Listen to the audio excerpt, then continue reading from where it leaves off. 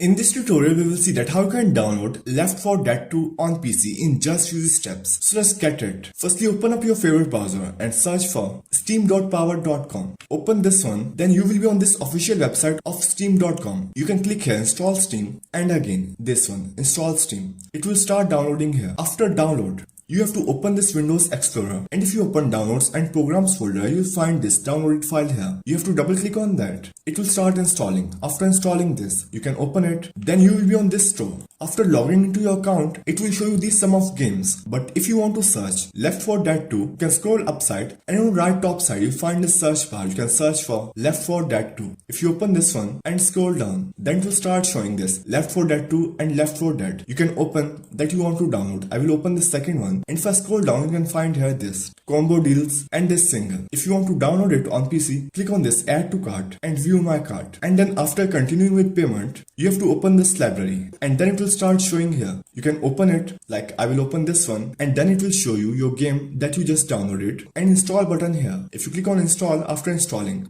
it will show you play button. So that's how you can download Left 4 Dead 2 in just few steps.